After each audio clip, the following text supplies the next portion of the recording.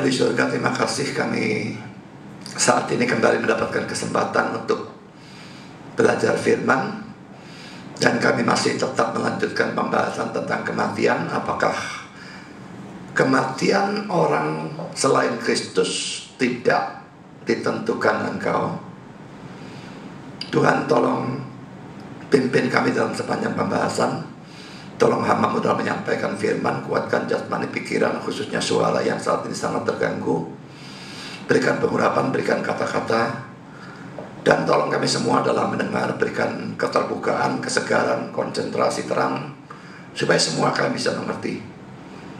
Dan berikan kami ketundukan untuk percaya dan untuk memberikan respons terhadap pengertian tentang kematian, untuk menyadari bahwa kematian itu ditentukan. Kami tidak tahu kapan, dan ada kemungkinan itu dekat. Dan biarlah dengan pengertian seperti itu kami bersiap sedia. Yang belum percaya biarlah percaya. Yang sudah percaya untuk melakukan semaksimal mungkin hal-hal untuk Tuhan. Sehingga pada saat kematian menjemput, kami betul-betul sudah menyelesaikan tugas kami. Dan kami betul-betul siap. Kami sadar setan bekerja, tolong kuatkan menghadapi godaan tentang setan dalam bentuk apapun. Terima kasih Bapa, dalam nama Yesus kami berdoa. Amin.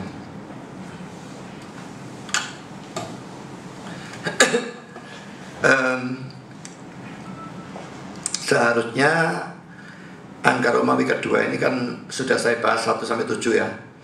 Hari ini mestinya 8 sampai dengan 12. Lalu minggu depan angka Romawi 3. Tapi tadi pagi saya khotbahkan 8 sampai dengan 11. 11 berakhir, lampunya mati.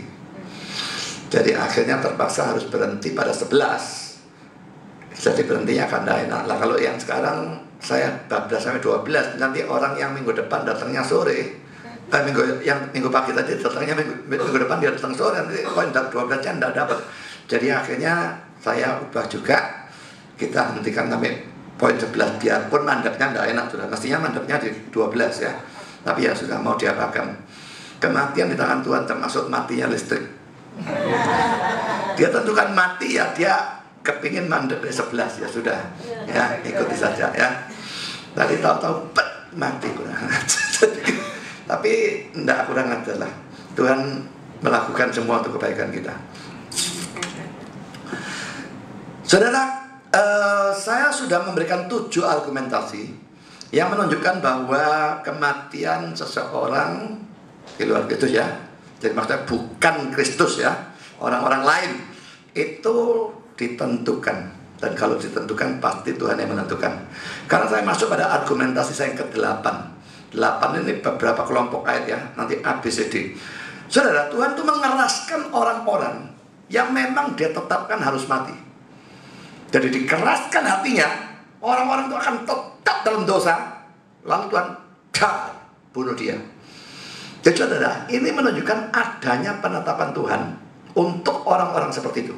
Dan ini saya berikan beberapa contoh. Saudara, pertama poin A contohnya ya. 1 Samuel 2 ayat 22 sampai 25. Eli telah sangat tua apabila didengar dan sebagainya. Saya kira tidak usah saya baca, ceritanya cukup populer ya. Hofni Pinehas itu brengseknya luar biasa, sudah ngerampasi persembahan korban, berzina, segala macam. Nah, Eli melakukan peneguran, biarpun penegurannya memang masih terlalu lembut, tapi dia jelas sebagai bapak, dia cinta ya, dan dia melakukan peneguran. Tapi lalu apa reaksi dari anak-anak itu adalah pada ayat 25b. Tetapi tidaklah didengarkan mereka perkataan ayahnya itu, sebab Tuhan hendak mematikan mereka. Saudara, saya ingin saudara perhatikan karena sebab ini ya, ini sekarang akan saya persoalkan. Ini terjemahnya benar apa enggak? Ya. Kalau dilihat dari terjemahan kita maupun terjemahan dari semua kitab suci bahasa Inggris, maka kehendak Tuhan untuk membunuh mereka itu merupakan penyebab sehingga mereka dikeraskan oleh Tuhan dan tidak mau mendengarkan nasihat ayah mereka. Yang jadi sebab Tuhan hendak mematikan. Berarti itu alasannya. Tuhan hendak mematikan, itu penyebab. Ya, itu alasannya. Membuat Tuhan mengeraskan, membuat mereka tidak mendengarkan. Tapi saudara, ada penafsir-penafsir yang mengubah kata sebab ini menjadi karena itu. Sebab itu bahasa Inggrisnya because. For itu karena. Sebab dan karena saya kira sama ya. Sebab atau karena sama. Tapi mereka mengubah. Bukan sebab menjadi karena. Kalau sebab jadi karena sama saudara. Sebab diubah menjadi karena itu. Beda sekali saudara, beda itu. Therefore. Ya. Bukan because, tapi therefore. Jadi kalimat ayat 25b itu akhirnya menjadi tetapi tidaklah didengarkan mereka perkataan ayahnya itu. Karena itu Tuhan hendak mematikan mereka. Kalau dalam kalimat kita ini saudara, penyebabnya adalah yang warna merah ya. Tapi kalau sebab ini diganti karena itu, sekarang penyebabnya yang mana? Penyebabnya yang ini saudara. Mereka tidak dengar, karena itu Tuhan hendak bunuh mereka. Terbalik semua artinya secara total. Saya akan berikan 4 penafsir yang saya tahu mempunyai pandangan seperti itu. Jamieson, Fawcett, dan Brown, mereka tidak mendengarkan suara dari ayah mereka karena, lalu kurung buka, itu seharusnya karena itu, kurung tutup, Tuhan akan membunuh mereka. Nah, lalu dia memberikan penafsiran dia, bukan penentuan lebih dulu dari Allah, tapi ketidaktaatan yang sengaja dan tidak mau bertobat dari mereka sendiri yang merupakan penyebab dari kehancuran mereka. Saudara, artinya jadi sama sekali lain. Sekarang saya berikan word biblical commentary. Anak-anaknya tidak mendengarkannya. Ketidaktaatan mereka memudahkan rencana Yahweh untuk membunuh mereka. Ayat 22 sampai 25. Kegagalan mereka untuk mendengarkan ayah mereka atau mentaatinya berfungsi seperti pengerasan hati Firaun. Itu membenarkan ancaman kematian dari Yahweh terhadap mereka. Karena mereka tidak mau mendengar, Ia berkenan membunuh. Terbalik kan? Ya. Sekarang The Bible Exposition Commentary. Hofni dan Pinehas tidak mempunyai rasa hormat untuk Tuhan ataupun untuk jabatan dari ayah mereka, sang imam besar. Sehingga semua yang Allah bisa lakukan adalah menghakimi mereka dan menggantikan mereka dengan pelan-pelan yang setia. Jadi penyebabnya ada ketidaktaatan mereka. Namanya singkirkan, gantikan. Ya. Lalu sekarang Adam Clarke yang paling menjelaskan metode penafsiran yang seperti ini. Dia berkata demikian. Karena Tuhan hendak membunuh mereka. Ya, karena bahasa Ibrani ki. Partikel ki yang kita terjemahkan karena, dan dengan demikian membuat terusnya mereka dalam dosa sebagai hasil atau akibat dari penentuan Allah untuk membunuh mereka. Jadi penentuan lebih dulu sebagai akibat, lalu mereka terus dalam dosa, ya. Nah sekarang dia berkata harus diterjemahkan karena itu, sebagaimana itu merupakan artinya dalam banyak, perhatikan ya, banyak bagian dari tulisan-tulisan kudus. Tulisan kudus itu pasti kitab suci. Nah, dia berkata banyak seperti itu ya. Kata Ibrani ki diterjemahkan therefore atau karena itu. Kalau dia lihat Nordilus dan sebagainya, di mana teks yang dipersoalkan ini dinyatakan, bahasa Latinnya tidak usah ya, tetapi mereka tidak mau mendengarkan dan seterusnya. Karena itu Allah bermaksud memutuskan untuk menghancurkan mereka. Adalah ketidakmauan mereka mendengarkan yang menyebabkan Tuhan menghendaki kehancuran mereka.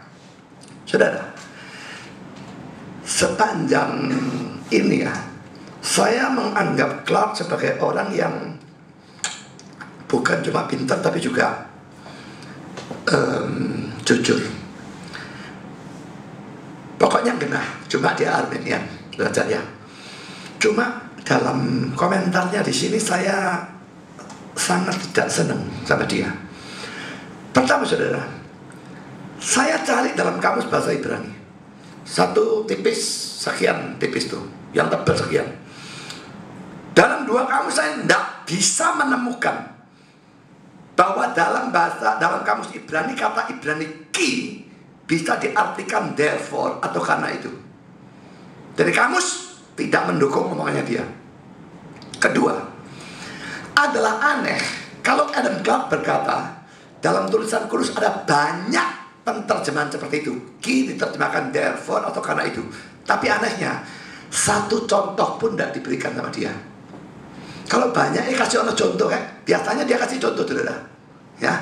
Tapi ini tidak, satu contoh pun tidak ada. Yang ketiga, dia kasih contoh, saya cari sendiri. Cari ini tidak gampang kalau tidak punya bukunya, ini setengah mati sudah nyari ya. Masa nyari Ibraninya mati saya sudah. Tapi saudara, saya punya suatu konkordansi yang berjudul Young's, yang itu namanya orang, Young's Analytical Concordance to the Bible. Ini adalah suatu buku konkordansi khusus. Saudara, kalau saudara tidak ngerti apa itu konkordansi, konkordansi itu suatu buku yang kalau sekarang misalnya saudara cari kata God gitu ya, kata God, wah sudah seluruh kata God dalam Alkitab keluar semua di situ. Ya bisa ribuan saudara, ya. Jadi kalau saudara nyari ayat itu enak tuh ya. Cuma kalau nyari ayat ya jangan pakai kata God, saudara ribuan, saudara setengah mati saudara ya.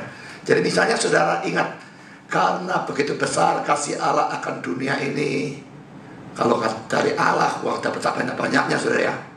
Tapi kalau kata mengaruniakan mungkin lebih sedikit. Nah dari kata mengaruniakan ya, keluar seadanya ayat menggunakan kata mengaruniakan. Cuma konkordansi biasanya saudara, misalnya kita cari kata God ya, semua kata God, semua ayat yang menggunakan kata God keluar. Tidak peduli kata God itu berasal dari kata bahasa asli apa. Kan bisa bisa Eloah, bisa Elohim, bisa juga kalau dalam bahasa Yunani dalam perjanjian baru Theos. Lah, tapi tidak peduli, pokok semua yang ada kata God keluar.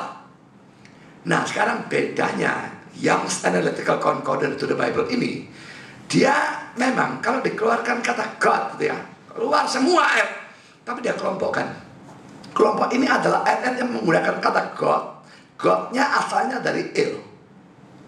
Kelompok ini menggunakan kata God, tapi God-nya dari Eloah, disendirikan. Kelompok ini God-nya dari Elohim. Kelompok ini God-nya dari Theos. Nah jadi saudara, saya cari kata therefore. Ya ini kan therefore, katanya diterjemahkan therefore. Therefore keluar banyak. Dan saya lihat, ada memang yang berasal dari kata Ibrani ki. Tapi saudara, cuma satu ayat. Dia tadi bilang tanya, enggak, cuma ada satu ayat dalam seluruh Alkitab versi King James di mana muncul kata therefore yang berasal dari kata Ibrani ki. Dan itu adalah Kejadian 29 ayat 32. Tidak cocok untuk Indonesia, tapi tetap saya bacakan. Cocoknya cuma bahasa Inggrisnya, King James-nya ya. Kejadian 29 ayat 32, Lea mengandung, lalu melahirkan seorang anak laki-laki dan menamainya Ruben, sebab katanya, sesungguhnya Tuhan telah memperhatikan kesengsaraanku, sekarang tentulah aku akan dicintai oleh suamiku. Dalam terjemahan King James, and Leah conceived and bare a son, and she called his name Reuben. For she said, surely the Lord hath looked upon my affliction. Now therefore my husband will love me. Dan Leah mengandung dan melahirkan seorang anak laki-laki, dan ia memanggil atau menyebut namanya Reuben, karena ia berkata, pastilah Tuhan telah melihat penderitaanku. Karena itu sekarang suamiku akan mencintai aku. Saudara, dua kata ini saudara, by surely maupun therefore, pastilah atau karena itu, dua-dua berasal dari kata Ibrani ki. Satu diterjemahkan therefore, satu diterjemahkan surely. New King James menerjemahkan kurang lebih sama. Surely sama, therefore sama. Ya. Tapi saudara, saya berpendapat terjemahan King James maupun New King James menjadikan kalimatnya aneh. Saya tidak tahu saudara merasa apa. Lea mengandung, melahirkan seorang anak laki-laki, dan ia menyebut namanya Ruben, karena ia berkata, pastilah Tuhan telah melihat penderitaanku. Karena itu, sekarang suamiku, kalimatnya kok gak karuan tuh. Menurut saya kalau dipilih terjemahan therefore, kalimatnya gak karuan. Dan RSV, NIV, NASB semua menerjemahkan yang pertama because. Jadi surely diterjemahkan because. Lalu therefore diterjemahkan for. Ya, maaf. Saya bingung tapi ini tidak kelihatan yang di atas, tidak kelihatan di bawah. Jadi saudara, RSV, NIV, dan NASB, kata key yang pertama diterjemahkan because atau sebab, dan kata key yang kedua diterjemahkan surely atau pastilah. Lalu saudara, satu Alkitab yaitu ASV, American Standard Version, yang pertama diterjemahkan because, sebab. Yang kedua diterjemahkan for atau karena. Sebetulnya because dan for sama, ya, sebab dan karena sama. Jadi kalau diterjemahkan demikian, saya kira kok lebih enak. Coba kita lihat ya, RSV kita baca. Dan Lea mengandung dan melahirkan seorang anak laki-laki, dan ia memanggil atau menyebut namanya Ruben, karena ia berkata, sebab Tuhan telah melihat penderitaanku, karena itu sekarang suamiku akan mencintai aku.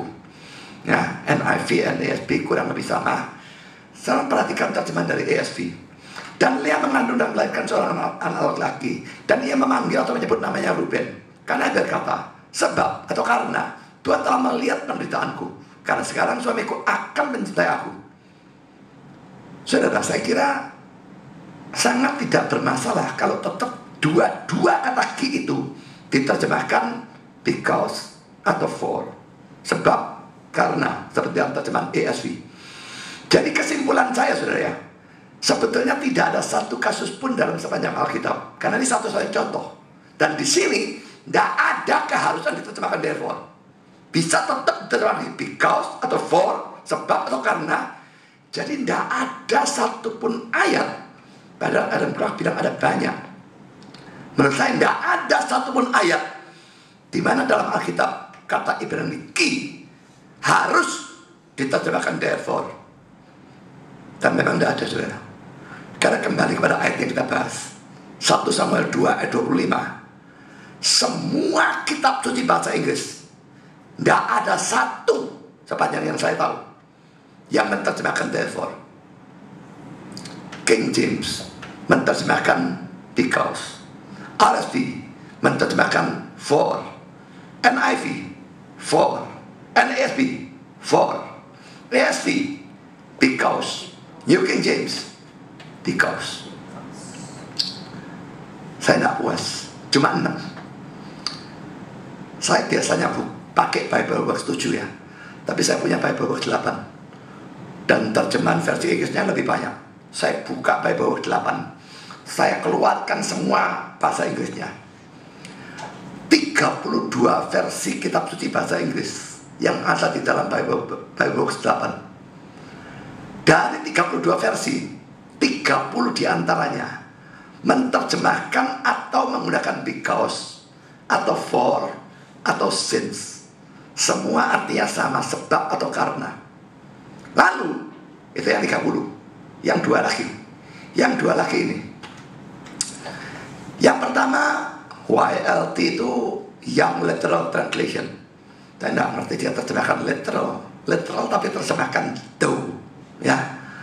And they hearken not to the voice of their father, though Jehovah had delighted to put them to death. Dan mereka tidak mendengarkan suara ayah mereka, sekalipun Yehova senang untuk membunuh. Ini kok bisa sekalipun, dari mana saya tidak ngerti. Tapi kalaupun ini tidak sama dengan terjemahnya gelap, ya, dia lain daripada yang lain. Tapi dia juga tidak sama dengan gelap, beda sekali. Lalu satu Alkitab lagi versi Inggris saya tidak tahu, GWN ini apa saya tidak ngerti, ya. Tetapi mereka tidak mau mendengar pada peringatan ayah mereka. Strip, dibuang kata gitu saudara, diganti des. Saya tidak ngerti kenapa diganti seperti ini, saudara. Ya, dash seperti ini. Ya dibuang, kasih dash. Tapi mereka tidak mau mendengar pada peringatan ayah mereka. Dash, Tuhan mau dan ingin membunuh mereka. Loh, ini dia dibuang juga aneh, saudara. Tapi yang jelas 30 dari 32 menerjemahkan atau because atau for atau since. Semua artinya karena atau sebab. Jadi menurut saya, saudara, sangat tidak beralasan omongannya Adam Clarke dan dusta kata-kata dia kalau mengatakan banyak dalam tulisan kudus. Tidak ada satupun. Satu contoh, dan itu menurut saya tidak harus diterjemahkan seperti itu. Sekarang, saudara, saya akan berikan penafsir yang lain berkenaan dengan 1 Samuel 2 ayat 25b. Kyle Endelitz ini seorang ahli bahasa Ibrani, ya. Kalau ada buku tafsiran Perjanjian Lama yang dianggap standar, itulah ini. Ya, dia terlalu bagus tidak karena terlalu teoretis. Pembahasan Ibrani-nya waduh setengah mati ruwetnya, dan penerapan tidak ada, jadi sangat-sangat teoretis. Itulah Kyle Endelitz, tapi memang ahli bahasa Ibrani. Tetapi anak-anak ini tidak mendengarkan pada nasihat ini yang dirancang untuk mereformasi orang-orang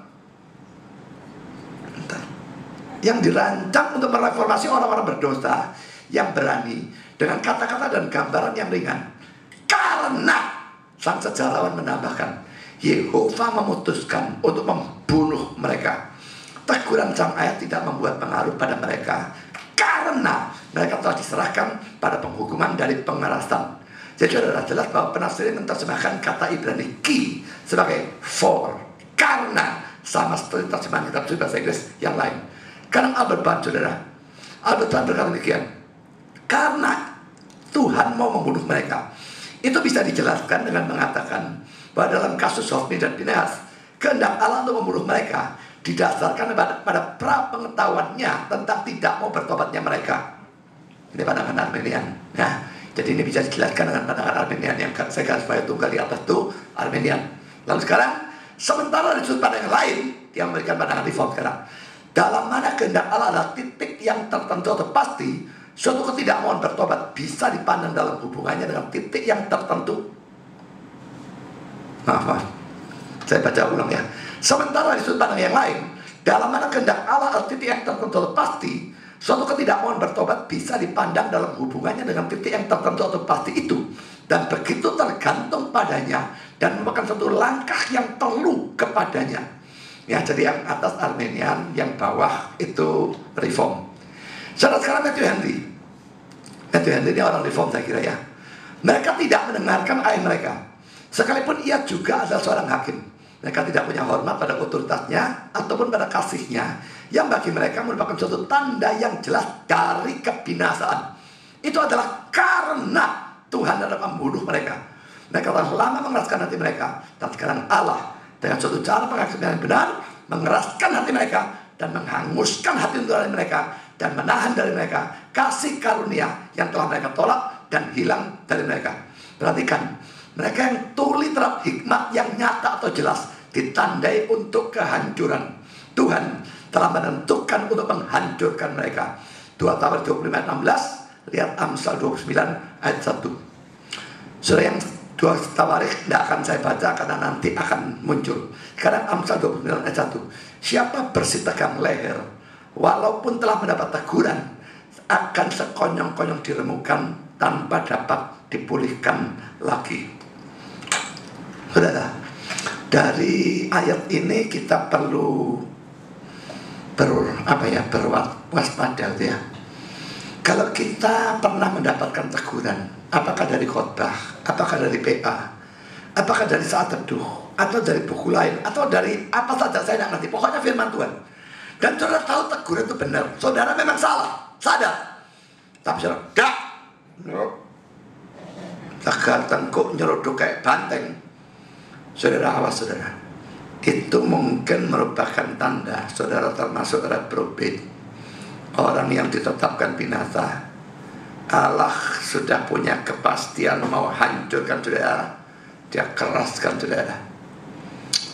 Saudara, jangan lakukan yang semacam demikian. Kalau saudara memang sudah sadar bahwa teguran itu benar dan saudara salah, bertobatlah.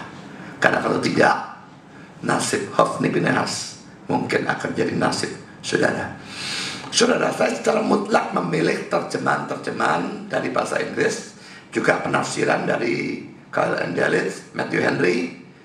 Dan memangnya Tuhan sudah punya kehendak untuk membunuh Hofni dan Pinehas. Karena itu dia keraskan hati mereka sehingga mereka tidak mendengarkan nasihat ayah mereka.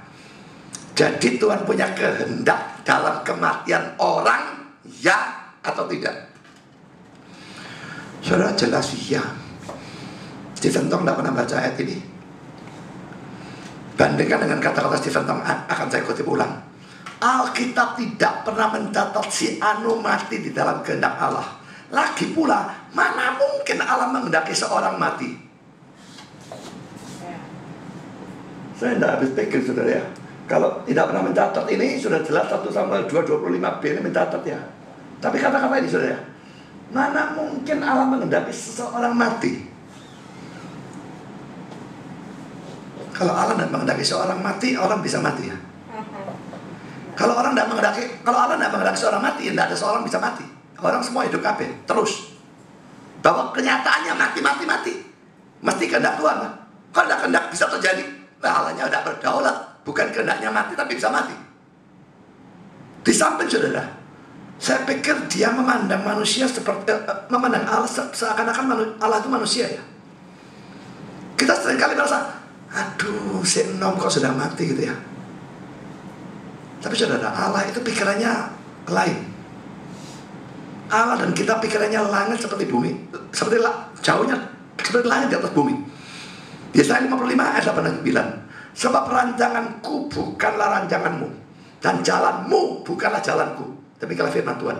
Seperti tingginya langit dari bumi, demikian tingginya jalanku dari jalanmu, dan rancanganku dari rancanganmu. Rancangan itu dalam bahasa Inggris diterjemahkan thought atau pikiran. Ya, pikiran Allah dan jalan Allah dibandingkan pikiran kita dan jalan kita beda. Bagi Stephen Tong, ya kebijaksanaan manusia. Mana mungkin Allah menghendaki seorang mati? Allah menghendaki mati bolak-balik tiap hari beratus-ratus, beribu-ribu. Kalau tidak akan mati orang-orang itu.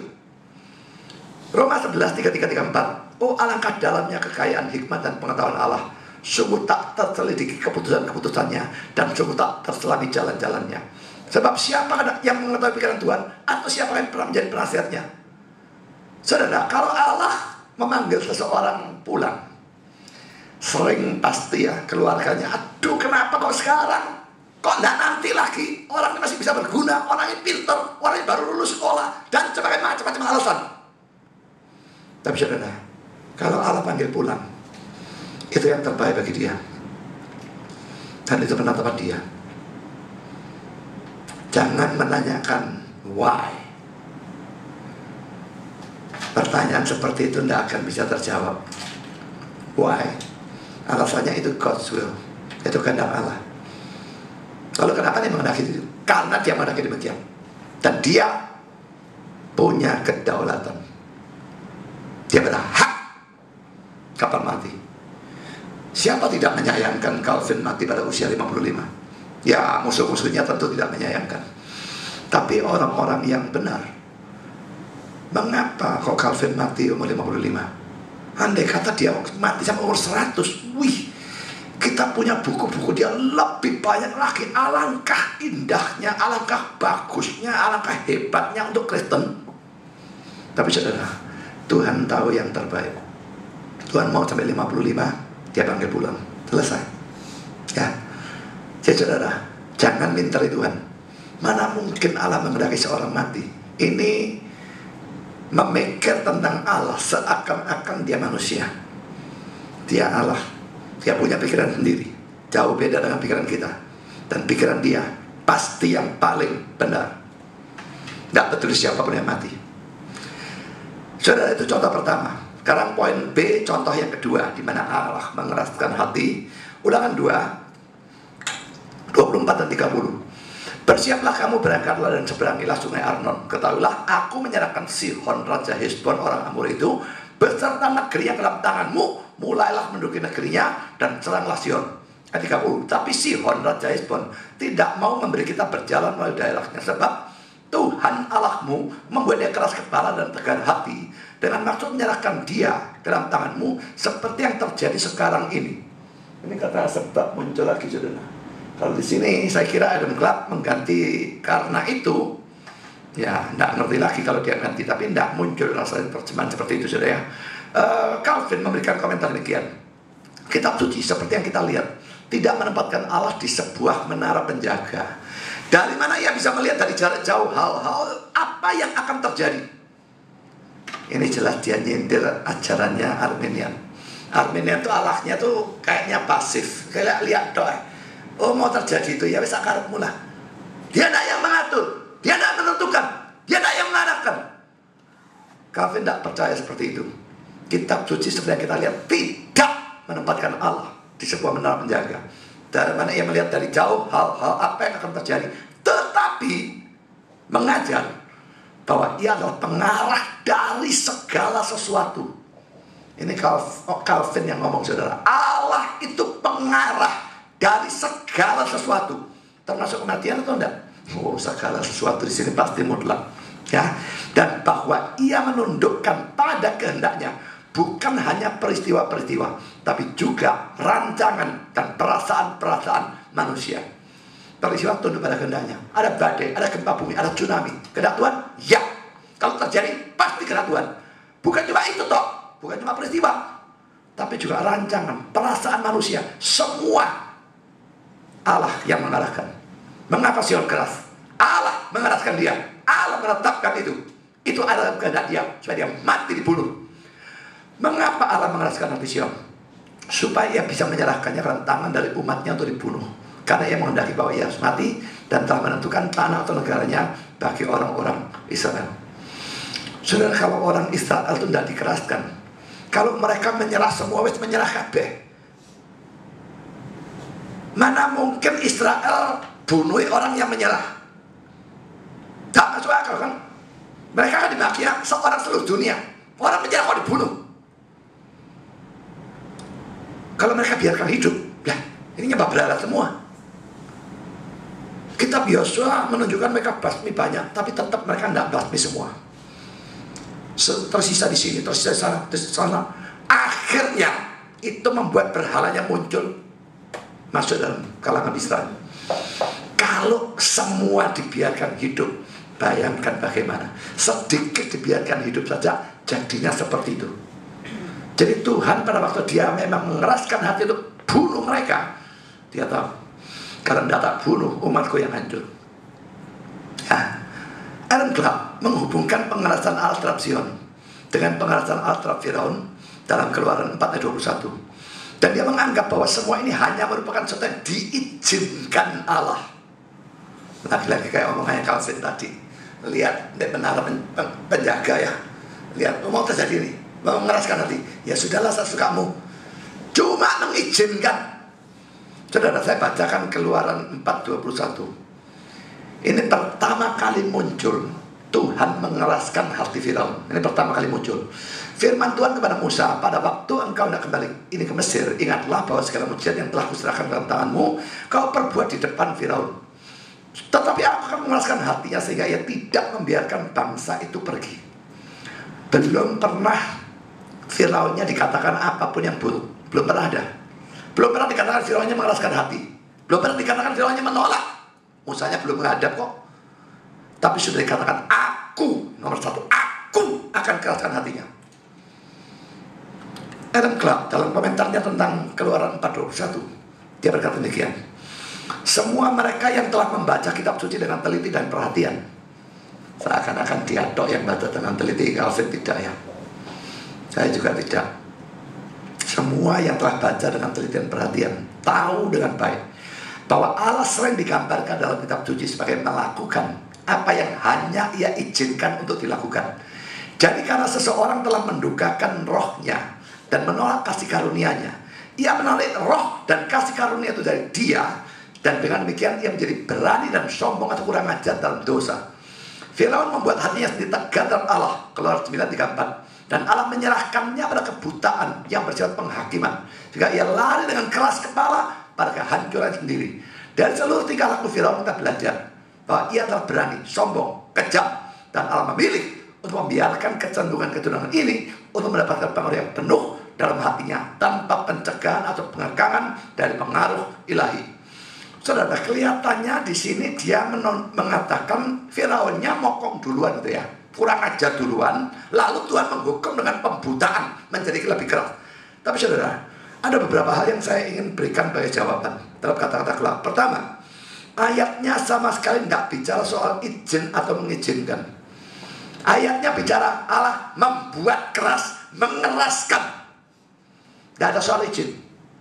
Kedua, kalau ini dianggap sebagai semata-mata izin, maka itu menyebabkan rencana Allah tergantung kepada manusia. Manusia yang mau, Tuhannya tidak tentukan, tidak ngarahkan. Cuma mau gitu, ya wis tak karepmu. Saudara, di mana kedaulatan Tuhan? Kalau dia bukan yang menetapkan, dia bukan yang mengarahkan, dia maunya manusia begini, tapi manusia maunya begitu, ya sudah, sesukamu. Allah tergantung pada manusia, dan bukan manusia tergantung pada Allah. Itulah yang terjadi kalau ajaran kelak ini benar. Ketiga, dalam kasus Firaun perlu diketahui ya, dari dua hal ini Tuhan mengeraskan hati Firaun dan Firaun mengeraskan hati sendiri. Ingat saudara, yang muncul duluan adalah yang pertama ini, bukan yang ini. Bukan Firaun mengeraskan hati. Kalau dia mau mengeraskan hati, Tuhan mengeraskan. Jadi Tuhan mengizinkan dia mengeraskan hati. Tidak ada yang seperti itu. Belum dibicarakan mokongnya Firaun, belum dibicarakan penolakan Firaun, belum pernah dibicarakan Firaun mengeraskan hati. Pertama-tama Keluaran 4:21, Tuhan mengeraskan hati Firaun. Itu muncul Keluaran 4:21. Lalu muncul lagi dalam Keluaran 7 ayat 3. Ya saudara, ini urutan saya berikan ya. Keluaran 7 ayat 3 muncul lagi, Tuhan mengeraskan. Lalu Keluaran pasal 5 cuma menunjukkan penolakan Firaun. Waktu Musa datang, tidak boleh. Tapi tidak ada kata-kata Firaun mengeraskan hati. Firaun mengeraskan hati baru muncul dalam Keluaran pasal 7 ayat 13, 14, 22. Lalu Keluaran 8 ayat 15. Lalu dalam Keluaran 9, 12 dikatakan lagi Tuhan mengeraskan hati Firaun. Keluaran 9, 34, 35 dikatakan lagi Firaun mengeraskan hati. Lalu Keluaran 10 ayat 20 dan 27, Keluaran 11 ayat 10 muncul lagi Tuhan mengeraskan hati Firaun. Jadi memang jelas berganti-ganti ya. Tuhan mengeraskan hati Firaun, Firaun mengeraskan hatinya sendiri, Tuhan mengeraskan hati Firaun, Firaun mengeraskan. Tapi yang pertama kali muncul, Tuhan mengeraskan hati Firaun. Itu seluruh proses saudara, mulai Tuhan mau Israel keluar sampai pembunuhan anak sulung, akhirnya Firaun mengizinkan keluar. Sekarang setelah selesai dari izinkan keluar, lagi-lagi muncul Tuhan mengeraskan Firaun lebih dulu. Ya, setelah bangsa Israel pergi, dikatakan lebih dulu bahwa Tuhan mengeraskan hatinya dalam Keluaran 14 ayat 4 dan 8. Dan ini yang menyebabkan Firaun mengejar bangsa Israel. Di sini tidak dikatakan Firaun mengeraskan hatinya, hanya diceritakan kalau ia mengejar bangsa Israel. Jadi saudara, melihat urut-urutannya seperti itu, menurut saya adalah mustahil untuk menafsirkan bahwa karena Firaun mengeraskan hatinya, ini penyebab pertamanya, maka Tuhan membiarkan atau mengizinkan dia keras hati. Itu omong kosong penafsiran seperti itu ya. Penafsiran Armenian seperti itu sama sekali tidak masuk akal dan kronologisnya tidak cocok belas. Sebetulnya saudara, kalau mau bicara tentang keras ya, semua orang yang tidak percaya itu keras hati. Semua tidak percaya keras hati sejak lahir. Baru bisa bertobat kalau Tuhan mencabut itu hati yang keras dan mengganti dengan hati yang taat. Ini yang kita lazim sebut dengan kelahiran baru. Coba lihat 2 ayat ini dalam kitab Yeskiel. Yeskiel 11 ayat 19. Aku akan memberikan mereka hati yang lain dan roh yang baru di dalam batin mereka. Juga aku akan menjauhkan dari tubuh mereka hati yang keras dan memberikan mereka hati yang taat. Hati yang keras dijauhkan, buang, ganti hati yang taat. Dan Yeskiel 36 ayat 26 boleh dikatakan punya persis sama. Hati yang keras cabut, ganti hati yang taat, baru orangnya tidak keras. Nah, dalam kasus Allah menghendaki seseorang binasa, orang itu dari lahir sudah keras, saudara. Yang Allah lakukan cuma dia tidak melunakkan. Dan ini sama dengan dia mengeraskan. Cukup dia tidak melunakkan, dia tidak menarik hati yang keras, menggantikan dengan hati yang taat. Tidak, dia diamkan. Dia tidak punya kewajiban melakukan itu. Dia tidak melunakkan. Itu yang dimaksudkan dengan mengeraskan. Itu arti yang diberikan oleh Agustinus. Jadi bukannya orang itu tadi hatinya lunak, lalu Tuhan intervensi membuat keras. Tidak ada yang seperti itu. Semua dari mula hatinya keras. Kalau dikatakan Tuhan mengeraskan, dia tidak melunakkan. Nah, untuk orang yang dia ingin orangnya bertobat, dia cabut hati yang keras, ganti hati yang lunak. Orang itu pasti akan bertobat, tidak bisa tidak. Karena poin keempat, saudara. Coba kita bandingkan Firaun dengan Paulus. Saudara, dua-dua sama-sama jahat waktu Paulus belum bertobat, kejam dan sebagainya. Apakah Firaun lebih jahat? Belum tentu. Paulus itu jahat. Tangkap orang Kristen, siksa, paksa mereka nyangkal, bunuh mereka. Dia bermaksud hancurkan gereja. Kejahatannya pasti dari bawah Firaun. Mengapa Paulus bertobat? Firaun tidak. Kalau orang Armenian jawab, oh Firaun tegar tengkuk. Lah, Paulus kok bertobat? Dia tidak tegar tengkuk ya. Berarti Firaun tidak bertobat, Paulus bertobat. Firaun tidak selamat, Paulus selamat. Karena Paulus lebih baik daripada Firaun. Itu konsekuensi yang tak terhindarkan menurut saya dari ajaran Armenian. Kalau memang tergantung orangnya, maka jelas yang selamat lebih baik dari yang tidak selamat. Sekarang kalau tanpa kasih karunia sama sekali, Firaun tidak bertobat, Paulusnya bertobat. Lah, kok bisa nih bertobat ini enggak? Ya ini lebih keras, makanya dia lebih elek. Nah, Armenian mengajar dua-dua dikasih karunia sampai tingkat tertentu. Sekarang mereka mampu memilih percaya atau enggak. Lah ya tetap sudah dikasih sama, tingkatnya sama. Kenapa ini memilih tidak percaya? Ini memilih percaya. Tetap mau tidak mau, ini lebih baik dari itu. Ingat, Armenia tidak pernah mengajar begitu. Tapi itu konsekuensi yang tidak terhindarkan dari ajaran mereka. Kalau pertobatan tidak diletakkan di dalam tangan Allah, maka konsekuensi itu menurut saya tidak terhindarkan. Beda dengan Kristen, dengan Calvinisnya. Predestinasi. Yang dipredestinasikan menurut selamat, Allah lah yang taruhkan. Allah yang ganti. Yang reprobate, Allah tidak ngurus, biarin. Ya keras terus dia. Tapi ini diganti. Berikan Injil, berikan pencerahan, ngerti dia. Iman diberikan lagi. Semua anugerah. Jadi kalau saya selamat, orang lain tidak, saya lebih baik. Tidak. Saya dapat anugerah, dia tidak. Itu jawabnya kalau orang reform. Tapi kalau Armenian tidak bisa. Sampai diuber terus, saudara. Dia tidak bisa tidak menjawab. Aku selamat, dia tidak. Karena aku lebih baik dari dia. Dan itu jelas sudah jadi kesesatan, kesimpulan yang sesat. Tapi itu tidak terhindarkan. Saya dalam debat kepingin mengarahkan mereka pada hal ini. Kalau memungkinkan, kalau waktunya ada.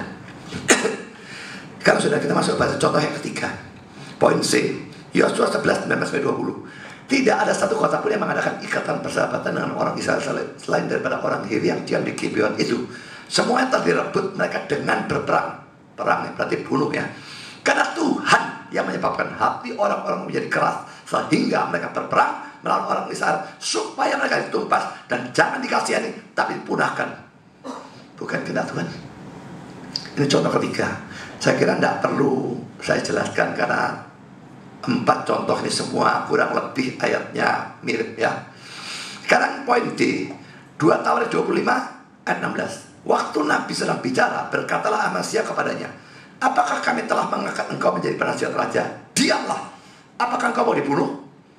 Lalu diamlah Nabi itu setelah berkata, sekarang aku tahu bahwa Allah telah menentukan akan membinasakan engkau, karena engkau telah berbuat hal ini dan tidak mendengarkan nasihatku. Akhirnya Nabi bicara, Amasya raja, saudara, apakah kami telah mengangkat engkau jadi penasihat raja? Ini omongannya raja pada Nabi. Diam. Apakah mau dibunuh? Nabinya diam.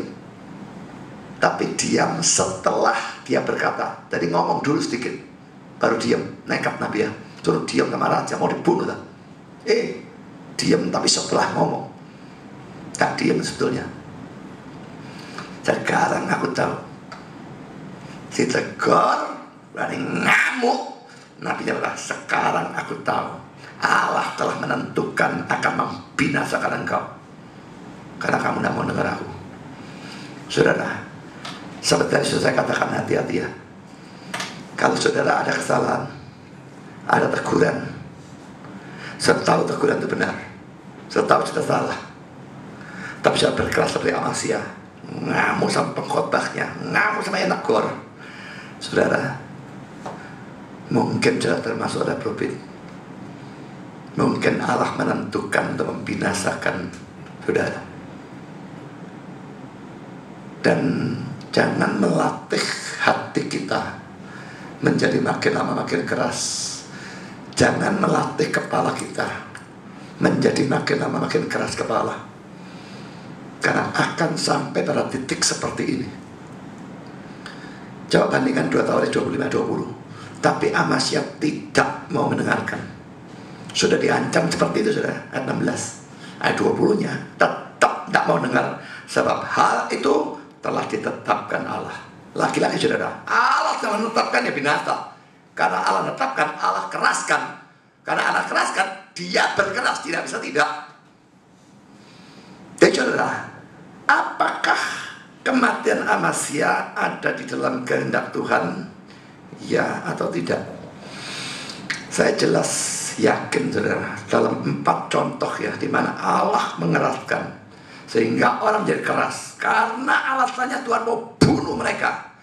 Itu semua menunjukkan kematian orang-orang ini jelas ada di dalam kehendak atau rencana dari Tuhan. Kalau tidak, ngapain dia keraskan?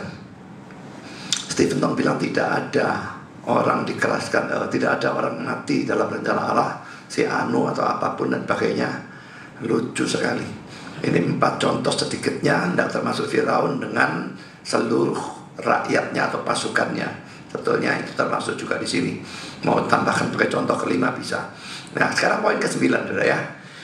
Kita lihat Keluaran 9, 12 dengan 16. Tetapi Tuhan mengeraskan hati Firaun sehingga ia tidak mendengarkan mereka, seperti yang telah difirmankan Tuhan kepada Musa. Berfirmanlah Tuhan kepada Musa, bangunlah pagi-pagi dan berdirilah menantikan Firaun dan katakan kepadanya, beginilah firman Tuhan Allah orang Ibrani, biarkanlah umatku pergi supaya mereka beribadah kepadaku. Sebab sekali ini aku akan melepaskan segala tulahku dapat engkau sendiri, dapat pegawai-pegawaimu dan dapat rakyatmu, dengan maksud supaya engkau mengetahui bahwa tidak ada yang seperti aku seluruh bumi. Sekarang perhatikan ayat 15, perhatikan ayat 16. Ayat 15. Bukankah sudah lama aku dapat mengacungkan tanganku untuk membunuh engkau dan rakyatmu dengan penyakit sampar sehingga engkau terhapus dari atas muka bumi, dari atas bumi. Ayat 16. Akan tetapi inilah sebabnya aku membiarkan engkau hidup, yakni supaya memperlihatkan kepadamu kekuatanku dan supaya namaku dimasyhurkan di seluruh bumi. Saudara, terjemahan dari King James itu salah ya. Ini mestinya bentuk lampau. Nah, ngerti bagaimana King James bisa bentuk akan datang semua. Ya, ini sudah lama dan pakainya bentuk lampau. Ini sudah benar sudah. Terjemahan dari RSV juga menunjukkan bentuk lampau. Dan NIV, NASB kurang lebih sama dengan RSV. Jadi sebetulnya memang bentuk lampau. Jadi terjemahan ini benar. Sebetulnya sudah dari dulu kalau aku mau dia bunuh engkau. Tapi tak biarkan kau hidup. Yakni supaya memperlihatkan kepadamu kekuatanku dan supaya namaku dimasyhurkan seluruh bumi. Saya kira sudah keluar 9:15-16 ini secara sangat jelas menunjukkan orang itu hidup atau mati. Mati atau tetap hidup, semuanya tergantung Tuhan. Tuhan bisa membunuh dari dulu. Kalau dia menahan diri, karena dia punya rencana tertentu. Jangan sekarang. Kalau mati sekarang, kemuliaan bagiku cuma sedikit. Mati nanti, kemuliaan banyak. Saudara, Tuhan bekerja dalam segala hal untuk kemuliaannya sendiri. Manusia tidak boleh, malaikat pun tidak boleh. Orang yang bekerja seperti itu untuk kemuliaan dia sendiri, dia gila hormat. Tapi saudara, Allah itu maha mulia. Dan kantor bagi dia memang tidak bisa tidak. Dia bekerja dalam segala sesuatu, mendatangkan kemuliaan yang terbesar bagi dia sendiri. Kalau Firaun langsung pada waktu menolak, sambar petir, dar, mati. Bisa kalau Tuhan mau. Tapi kemuliaan seberapa yang dia dapat? Oh, cuma nyambar petir sedikit, saudara. Tapi dikeraskan sampai tulah demi tulah. Kayaknya dibuat mainan gitu ya. Kucing buat mainan tikus. Buat mainan tidak karu-karuan. 10 tulah sudah lepas. Dibiarkan aja. Laut Merah terbelah. Siapa yang mendengar itu ndak ngumut bahasa Indonesia aja ya. Terkagum-kagum bisanya tuh loh. Laut dibelah. Israel lewat, ndak apa lautnya tetap belah. Mesir, herannya Mesirnya kok berani lewat. Saudara coba pikir coba ya. Saudara renungkan seandainya saudara di tempat orang Mesir, melihat laut terbelah, lah melenggong sih mestinya, belah, Israel lewat, kok tidak apa, dinding terus, ayo, coba berani nyusul enggak? Mengingat saudara tahu, ini Israel, Allahnya sudah mengalami 10 tulah, berani nyusul tidak? Hanya kegilaan saudara yang menyebabkan Firaun dan tentaranya berani ngejar. Wong laut itu dinding ngejar bisa di tengah-tengah.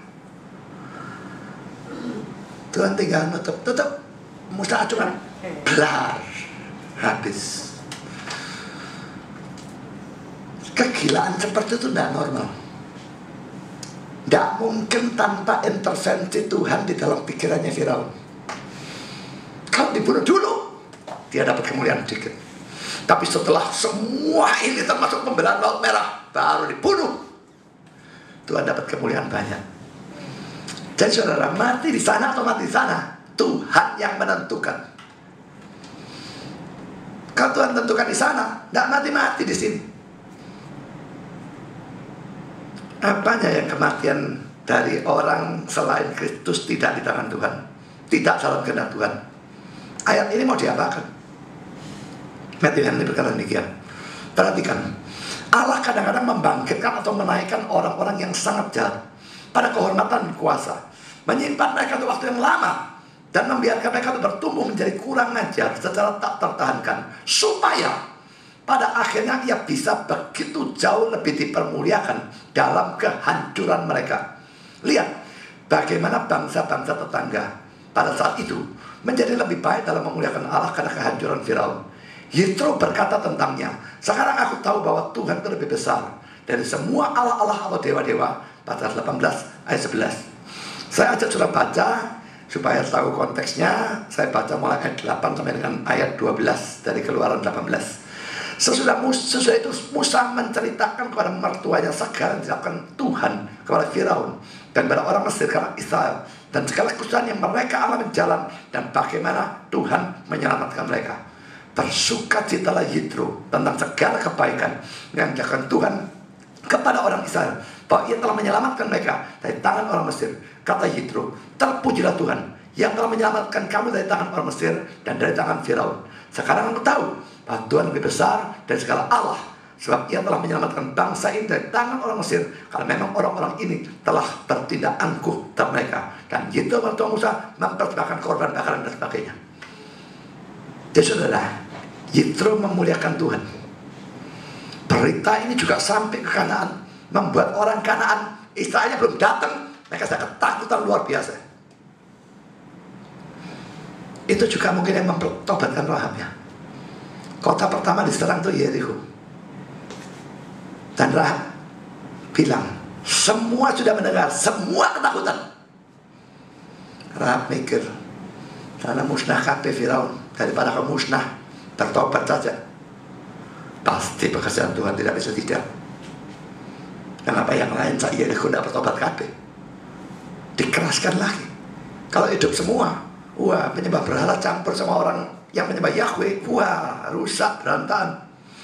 Tapi saudara, di sini kita melihat ya, hidup mati itu kapan Tuhan tunda? Rasanya Tuhan tunda tidak. Dia tetapkan matinya sana. Oh, di sini dia dapat kemuliaan sedikit.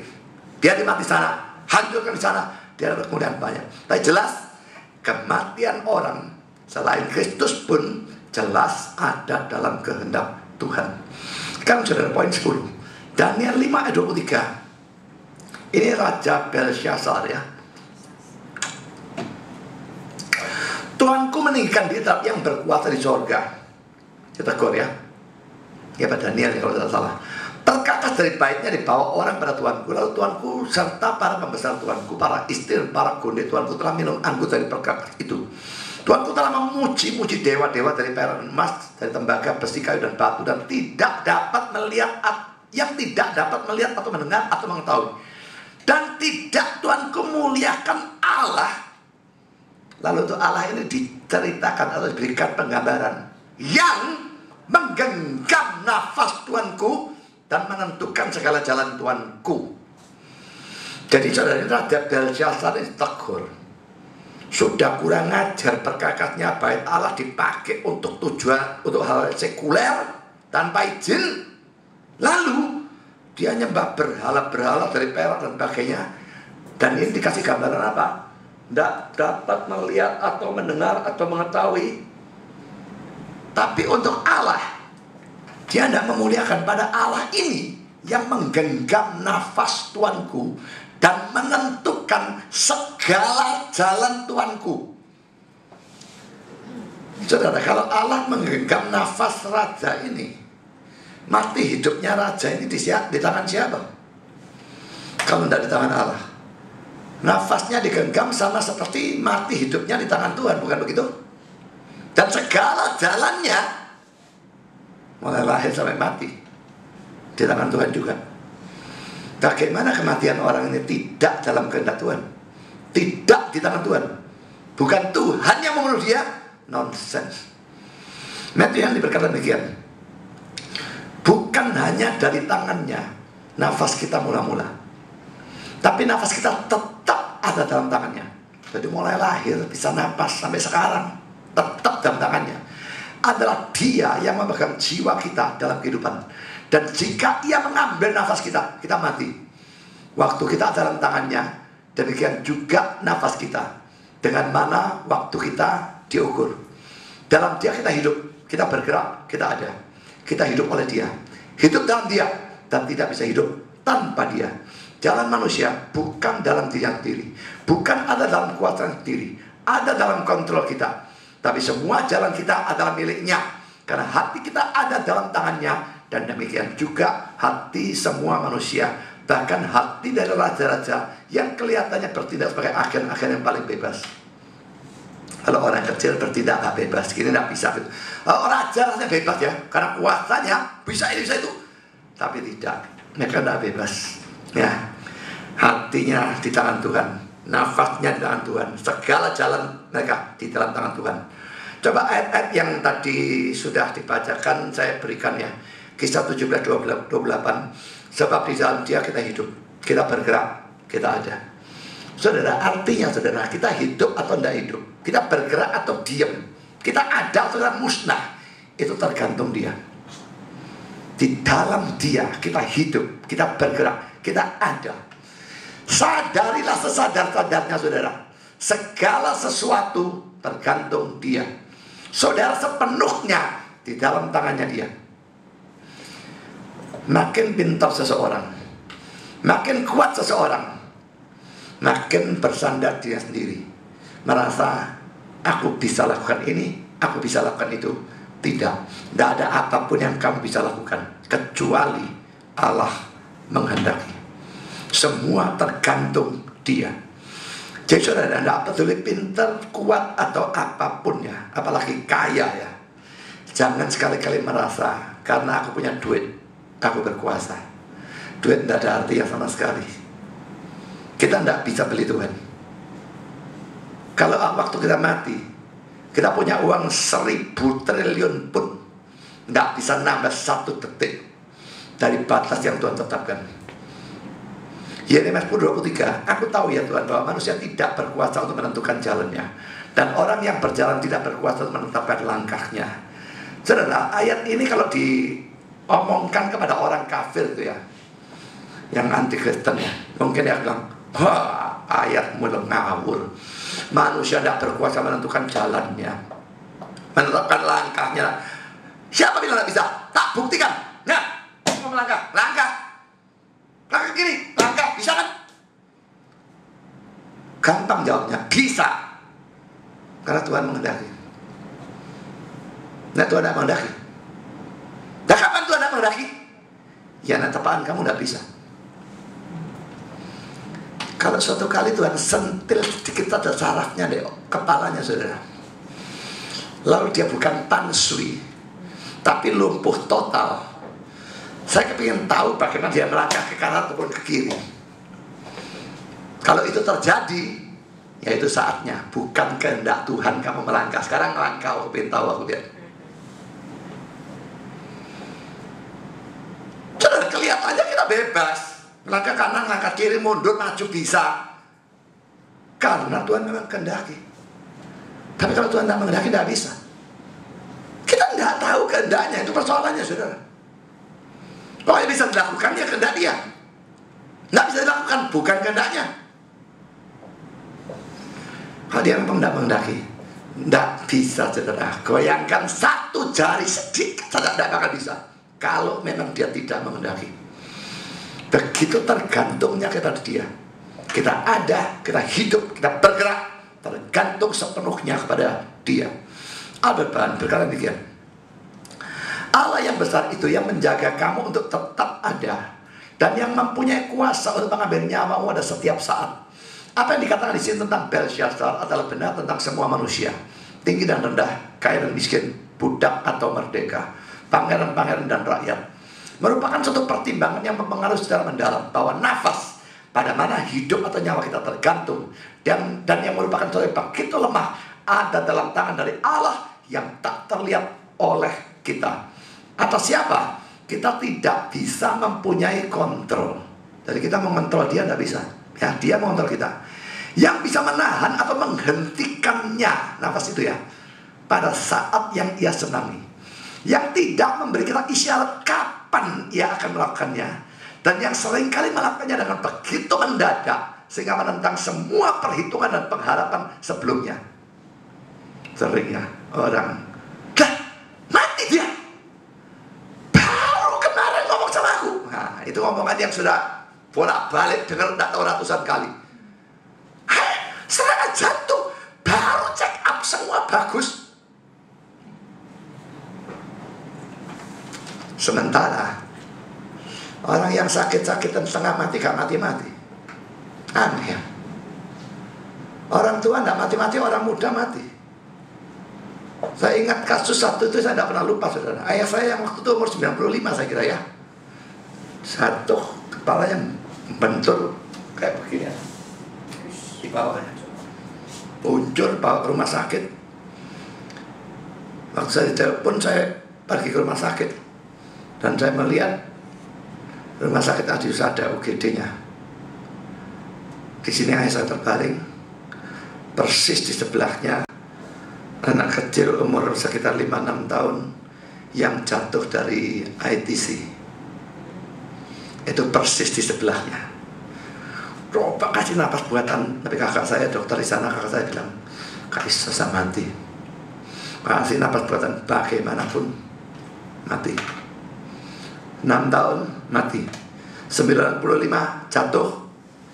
hidup terus. Tuhan maunya gitu kok. Orang mestinya kok hati hijau ya. Ini 5 tahun, 6 tahun kan bisa berguna di 195. Dan Tuhan maunya begitu, mau diapakan? Saudara, semua ditentukan. Sekarang yang digaris bawah ya, kata-kata ini mestinya Stephen Tong baca ya. Tak ada apapun yang lebih mutlak daripada kuasa yang Allah pegang atas nafas manusia. Tidak ada yang lebih mutlak. Ini kata-kata Albert Barnes ya. Stephen Tong itu tidak tahu mikirnya apa sampai khotbah seperti itu ya. Saya sambung. Tetapi tidak ada apapun yang lebih kurang dikenali atau disadari daripada kuasa itu. Nah ini tergolong Stephen Tongnya tidak menyadari. Dan saya heran, tidak habis pikir bagaimana dia tidak menyadari. Sambungannya. Dan tidak ada apapun yang manusia kurang mau untuk mengakui daripada ketergantungan mereka kepadanya untuk itu. Tidak ada yang lebih mutlak, saudara, daripada nyawa kita di tangan Tuhan. Kapan, di mana, bagaimana caranya kita mati, ditetapkan oleh Tuhan di dalam tangan Tuhan, tidak bisa berubah. Kita tergantung Tuhan sepenuhnya. Tapi saudara, ini begitu sukar untuk orang mau terima. Karena apa? Kepala manusia yang terlalu besar, kesombongan manusia. Tapi biarlah semua ini membuat kita menjadi rendah hati. Betapapun kuatnya kita, betapapun sehatnya kita, betapapun pinternya kita, betapapun kita punya apapun, kita makhluk ciptaan, tergantung mutlak kepada Sang Pencipta. Dan kita tidak tahu kapan mati, saudara. Ini yang jadi soal. Mati pasti, kapannya itu yang repot. Tadi pagi saya sedang khotbah, tahu ada HP bunyi. Bunyi kak mari-mari. HP siapa tuh yang bunyi tuh? HP saya. Saya kan agak budek, saudara ya. Arahnya dari mana bunyinya, saya dengarnya dari sana. Siapa itu? Tonjel yang ngomong. HP Pak Budi. Hah? Oh, saya lihat, saya ingat, saya sudah silent. Ini pasti reminder. Saya kan orang pikun tua, jadi selalu banyak saya reminder. Dan biasanya reminder itu jalannya jam 9 pagi, ulang tahunnya orang. Saya lihat Hud Isra. Hari ini Isra ulang tahun. Jadi tadi sampai di rumah, saya SMS dia, 1 tahun lagi lebih dekat pada kubur. Kiranya waktu yang tersisa bisa digunakan semaksimal mungkin untuk God. Happy birthday, saya gitu. Saudara, setiap ulang tahun aneh, kenapa dirayakan? Kita makin ulang tahun makin dekat kubur ya. Lambat atau cepat kita makin dekat kubur. Kuburnya ini pasti enggak. Ulang tahun tambah dekat, ulang tahun tambah dekat, ulang tahun tambah dekat. Kok dirayakan pesta? Ada satu pendeta yang memimpin kebaktian orang mati ya. Kita ini kayak baris katanya. Setiap hari maju, batasnya sudah pasti. Setiap hari maju, ulang tahun maju. Tidak ada ceritanya mundur, ceritanya maju terus. Kapan nyampe-nya kita tidak tahu. Kalau itu ternyata sudah deket banget, oh bisa saja.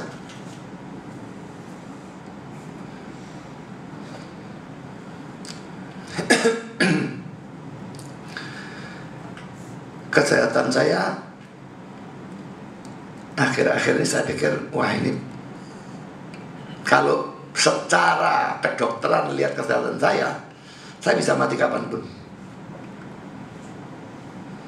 Barusan 2 Edi itu kan pergi ke rumah saya, kan saya minta dia install Libronix di desktop saya dan desktop saya di ruang belajar di atas. Naik ke atas, Edi itu cukup tajam ya, di Sugandi itu kupingnya ya, biasa bisa dengar. Pak Budi naik ini menggos-menggos. Masuk ya, aku enak kerasa. Tapi ya sudah ya, Jadi karena tidak bisa olahraga sama sekali, duduk terus dan sebagainya, maka mau tidak mau jantung tidak terlatih dan sangat buruk kondisi saya. Kondisi jantungnya sangat buruk, saya merasa. Tapi saya lagi mikir, ya kalau Tuhan memang kepingin saya mati ya, toh mau diapakan ya tidak bisa ditunda. Kalau dia tidak kepingin saya mati, jantung saya keluar pun tidak mati. Dia bisa menjaga hidup saya kalau dia mau. Stephen Tong itu sudah waktunya mati dari dulu sudah. 20 tahun lebih yang lalu sudah divonis serosis 15 tahun sisa umurnya. Sekarang saya keliwat jauh-jauhnya, dia tidak mati-mati. Gitu tuh loh, kok dia bisa merasa mati hidup tidak di tangan Tuhan, bukan dalam kehendak Tuhan. Suruh ngaca, suruh lihat dirinya sendiri. Saya tidak mendoakan siapapun mati sudah, tapi saya tahu kewajiban saya menjaga jantung saya, menyehatkan saya. Tapi alergi tidak memungkinkan, ya sudah. Kalau Tuhan mau saya mati, ya biar saya mati. Tapi saya yakin juga Tuhan bisa menjaga saya hidup dengan jantung seburuk apapun.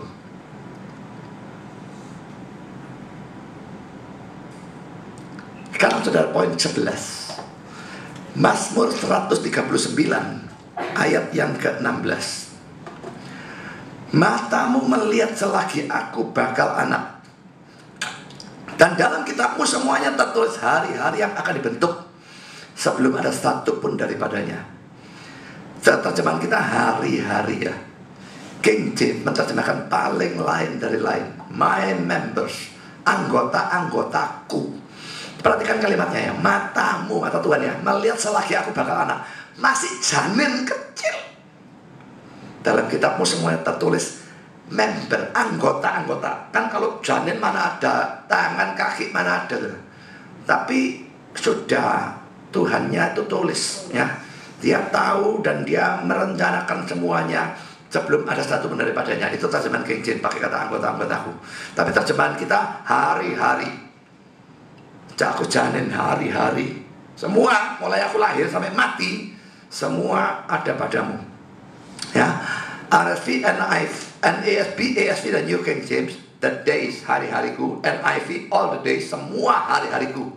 Jadi King James menerjemahkan paling aneh. Kenapa? Albert Barnes berkata demikian. Semua anggota-anggotaku telah ditulis. Kata-kata anggota-anggota tidak ada dalam bahasa aslinya. Bahasa Ibrani-nya adalah seperti pada catatan tepi. Semua mereka. Jadi baik members, anggota-anggota, maupun hari-hari, podo ndak adanya. Ada sesuatu yang rasanya kayak kurang jelas, sehingga ditambahi. Lah enaknya ditambahi apa? King James nambahin members. Lah yang Alkitab yang lain semuanya hari-hari. Nah tapi rasanya penambahan anggota-anggota ini kok rasanya kok ndak cocok kalau saya ya. Saya lebih setuju dengan Alkitab yang umum, punya kita maupun yang lain. Dan penafsir ini Albert Barnes juga sama. Dia berkata demikian. Hubungannya mungkin bukan pada anggota-anggota tubuhnya, tapi pada hari-harinya. Dan lalu artinya akan menjadi semua hari-hariku atau semua periode dari hidupku digambarkan atau dituliskan dalam kitabmu. Saudara, kalau ada kitab, jangan pikir sekali-kali Allah betul-betul punya kitab ya. Dia kuno, kita pakai komputer, dia kitab. Kita sudah iPad segala macam, dia saya kitab deso, saudara. Kitab ini jelas cuma suatu simbol pengetahuan dia. Ya, tapi tidak ada kitabnya sungguh-sungguh, barangnya jangan dicari, tidak bakal ada. Artinya, pada waktu satku, bentukku belum berkembang, pada waktu masih suatu embrio, dan pada waktu tidak ada apapun bisa ditentukan dari itu oleh mata manusia, berkenaan dengan aku akan jadi apa, seluruh masa depan diketahui oleh Allah dan dituliskan bagaimana bentukku dan kekuatanku, berapa lama aku harus hidup, aku akan jadi apa, bagaimana peristiwa-peristiwa dari hidupku, semua ditentukan. Dan saya menekankan saya garis bawahi berapa lama aku harus hidup. Hari-harinya Tuhan tahu, tulis di kitabnya. Berarti bukan cuma tahu, ditetapkan berapa lama aku harus hidup. ditetapkan. Kalau berapa lama harus ditetapkan? Kematian kan pasti dalam kehendak Tuhan. Bukankah demikian? Kita belum selesai, masih ada nomor 12. Lebih cocok masuk sekarang, tapi ya mau tidak mau saya masukkan minggu depan saja. Tapi dari 11 argumentasi yang sudah saya berikan, jelas ya, kematian dalam kehendak Tuhan. Tuhan punya batas waktu, tidak bisa kita lebih. Kurang juga tidak bisa. Tidak bisa lebih, tidak bisa kurang. Pas saat itu, waktu mati. Saudara yang belum percaya Kristus, sebelum saudara mati dan masuk dalam kekekalan tanpa juru selamat, berarti saudara masuk neraka selama-lamanya. Cepatlah percaya. Jangan menunda iman kepada Kristus. Karena kalau menundanya telat sedikit saja, kelebihan sedikit saja, saudara mati duluan. Belum sempat percaya, saudara masuk neraka selama-lamanya. Saya yang sudah percaya, saudara mungkin ingin menginjili seseorang yang saudara cintai. Jangan ditunda. Bisa saudara mati atau dia mati dan bubarlah penginjilannya. Dan untuk kita semua, waktu kita terbatas. Apa yang saya katakan kepada Esra tadi itu kayaknya guyonan, tapi saya sebetulnya tidak guyonan. Waktu kita makin lama makin sedikit. Kita makin lama makin dekat kubur. Tidak ada kemungkinan lain. Waktu yang singkat itu, ya relatif bisa agak panjang, bisa singkat, tapi tetap kita tidak tahu kapan. Waktu itu saudara, maukah saudara gunakan secara maksimal untuk Tuhan?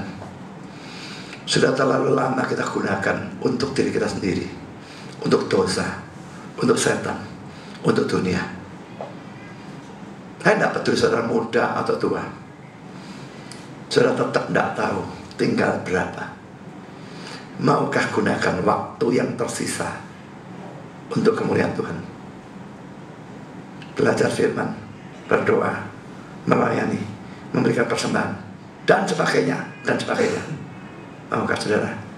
Supaya pada saat kita mati, kita betul-betul siap dan semua tugas kita memang sudah kita selesaikan. Tidak usah getun. Aku sudah selamat, tapi tak seorang jiwa pun aku bawa. Ada lagunya kan ya. Tidak ketun dia kalau mati, karena dia sudah selamat, tapi menghadap Tuhan tidak bawa satu jiwa pun. Ada waktu Tuhan tanya, kok tidak bawa jiwa gimana? Mau nyaut apa saudara? Jadi saudara, mati tidak perlu ditakuti. Dihindari kalau bisa, boleh. Tapi kalau memang waktunya tidak bisa dihindari. Tapi yang penting, kita siap menghadapi kematian dan lakukan semaksimal mungkin, sebanyak mungkin untuk Tuhan sebelum kematian menjemput kita, membawa kita ke surga. Tuhan memberkati saudara. Amin.